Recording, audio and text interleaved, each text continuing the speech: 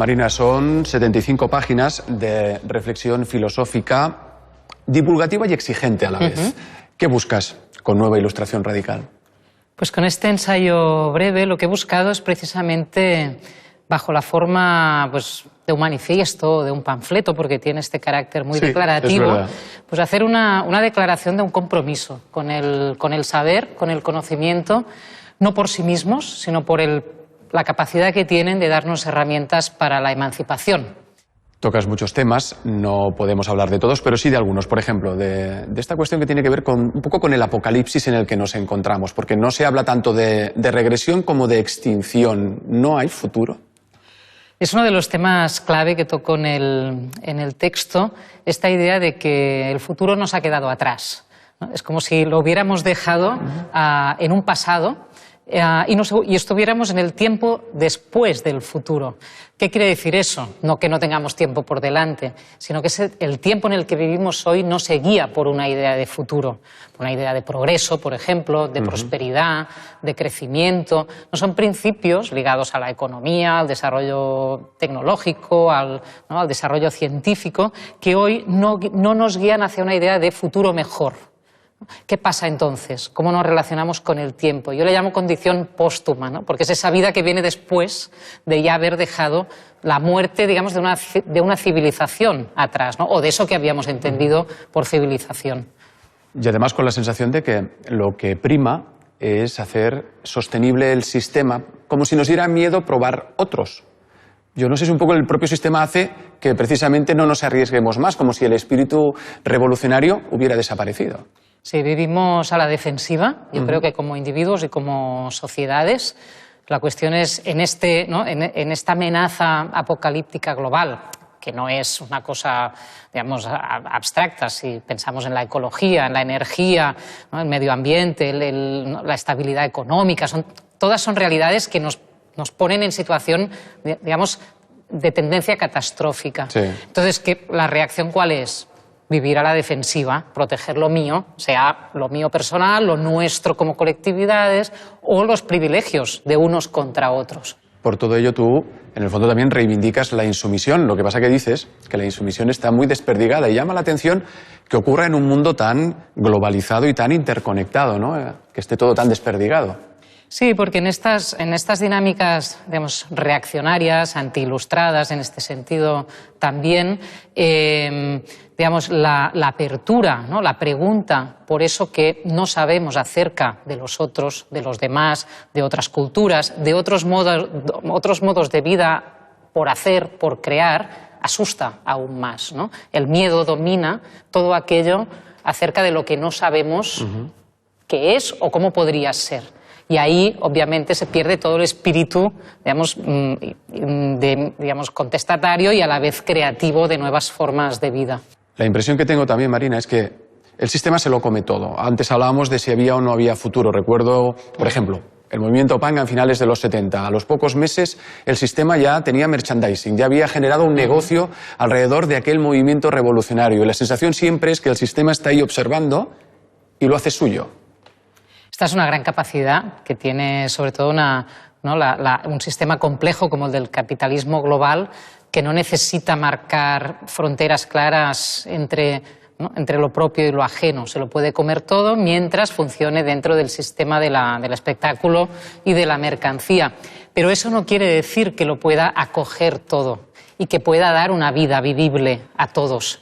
Y este es el límite, ¿no? del sistema actual, y creo que es donde podemos ir a encontrar precisamente los lugares desde donde esa insumisión, ese pensar de otra manera, ese vivir de otra manera, se puede empezar realmente a defender y a luchar por ello.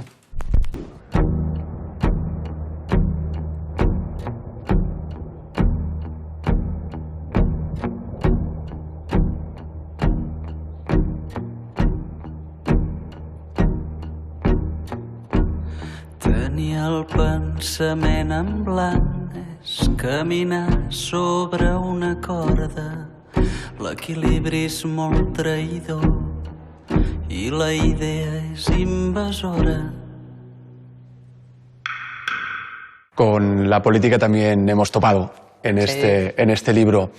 ¿Hemos delegado demasiado en nuestros dirigentes? ¿La ciudadanía debería participar más, ser más proactiva?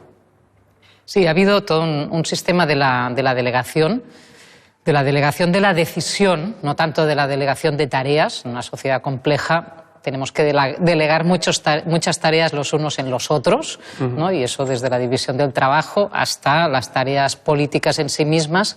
Pero otra cosa es delegar la decisión colectiva acerca de cómo queremos vivir. Y este es el corazón de la política. Después la política se traducirá en muchas cositas concretas que hay que hacer a pues, quienes lo sepan hacer o quienes decidamos. Pero la decisión colectiva, ¿no? Eso que en términos políticos se llama la soberanía, es eso que no se puede delegar, ¿no? Que es nuestra.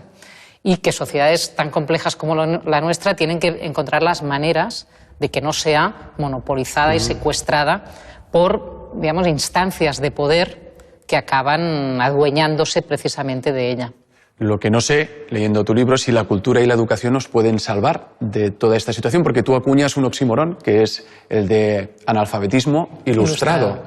¿Qué papel puede jugar la cultura y qué papel puede jugar la educación en todo esto? Este es el tema del libro realmente, en este marco que hemos estado analizando, es qué papel pueden tener hoy en estas condiciones póstumas, reaccionarias, dominadas por el miedo, la educación y la cultura. Y básicamente lo que planteo es que por sí mismas la educación y la cultura no son nada, porque la educación y la cultura mismas han funcionado como aparatos también del poder y siguen haciéndolo, ¿no? Las instituciones de la cultura y el sistema educativo son herramientas de producción digamos, de ciudadanía obediente en todas las épocas, por lo menos de las sociedades modernas. ¿Cuándo y cómo saber y emancipación se alían? Esta es la pregunta. ¿Y cómo podemos hacer hoy que saber y emancipación nos sirvan, ¿no?, para emanciparnos y para transformar la vida y no para alimentar aún más esta servidumbre cultural, esta servidumbre voluntaria en la que estamos? Como tú bien manifiestas aquí, es verdad, tenemos muchísimas herramientas para adquirir más conocimiento, más cultura, pero nos falta sentido crítico y es fundamental. Claro, eso es a lo que me refiero con esta idea de analfabetismo ilustrado. ¿No? Sería eso que pasa cuando lo sabemos, digamos, potencialmente todo. Hoy en día, pues casi todos nosotros, incluso a nivel global, por nuestro acceso a las tecnologías, etcétera, podemos ir a saberlo todo. No quiere decir que lo sepamos ya todo, sino que podemos ir a contrastar información, a documentarnos, a aprender por nuestra cuenta, etcétera, etcétera. Y a pesar de ello, esto no nos hace más libres. Esta es la paradoja de nuestro tiempo para mí. ¿Y cuánto hay de conveniencia por parte de la propia ciudadanía? Por ejemplo, tú hablas de este término que está tan de moda, el de la posverdad, ¿no? Es decir, ¿hasta qué punto no nos conviene creer esas posverdades precisamente para no aplicar ese sentido crítico? Exacto. Para mí ahí es una de las cuestiones clave cuando nos insisten tanto en la capacidad de mentira que tiene hoy el poder político, el poder mediático. Pues bueno, sí, está aumentado porque los medios y los recursos que tiene hoy la propaganda son muchos más.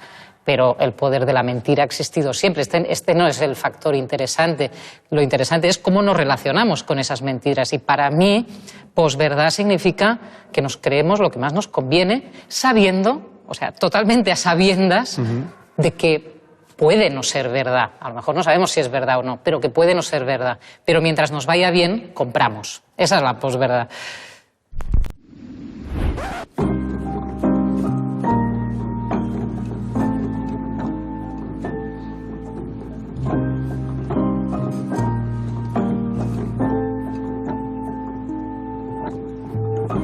You threw the boomerang as hard as you could and told me to wait in your place. Los filósofos estaréis contentos porque la filosofía está de moda últimamente, sobre todo entre los más jóvenes.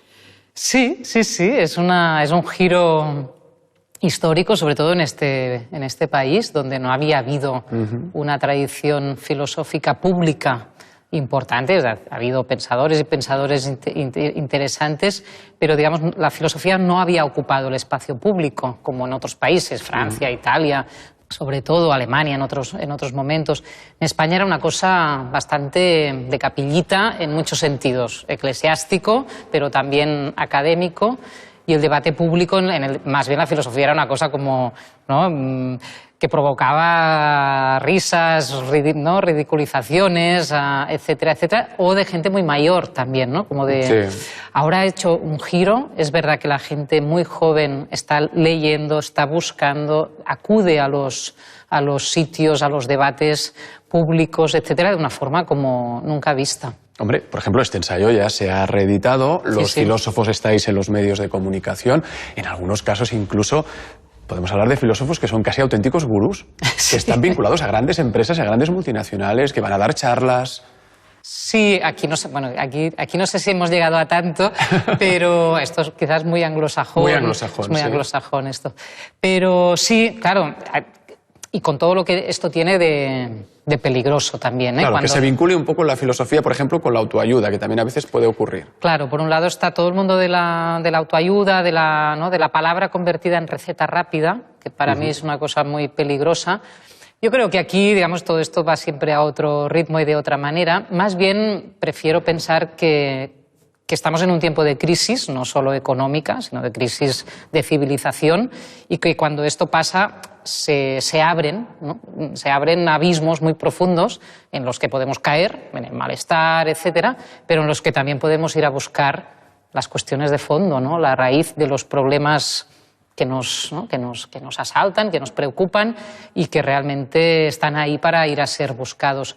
Marina, ¿qué saberes y prácticas culturales, yo diría radicales, deberíamos adoptar para tener un mundo mejor?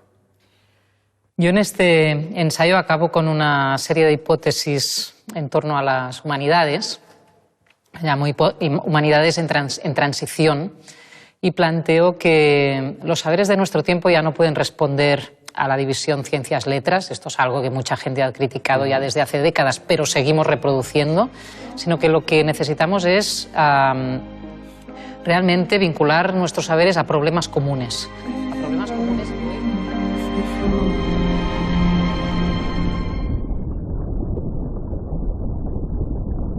Pones 1, 2, 3, 4 piezas, las que sean, y a menudo todo se desmorona y vuelta a empezar. Nos pasamos la vida construyendo relaciones, proyectos, marcando objetivos, y nos pasamos la vida también acostumbrándonos a los derrumbes. Eso sí, nunca cejamos en el empeño de seguir intentándolo. ¿Será que en el fondo somos unos optimistas enfermizos? Nuestro tiempo es el tiempo del todo se acaba. Vimos acabar la modernidad, la historia, las ideologías y las revoluciones. Hemos ido viendo cómo se acaba el progreso, el futuro como tiempo de la promesa, del desarrollo y del crecimiento. Ahora vemos cómo se terminan los recursos, el agua, el petróleo y el aire limpio, y cómo se extinguen los ecosistemas y su diversidad. En definitiva, nuestro tiempo es aquel en que todo se acaba, incluso el tiempo mismo. No estamos en regresión. Dicen algunos que estamos en proceso de agotamiento o de extinción. Quizá no llegue a ser así como especie, pero sí como civilización basada en el desarrollo, el progreso y la expansión.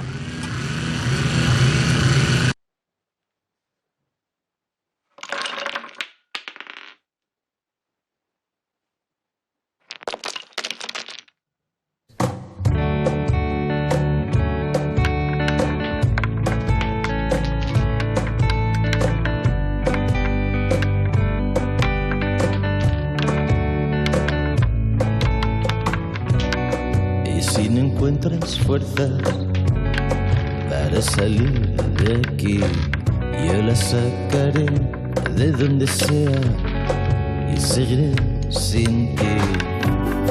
Me dijiste algo así con voz grave y resignada,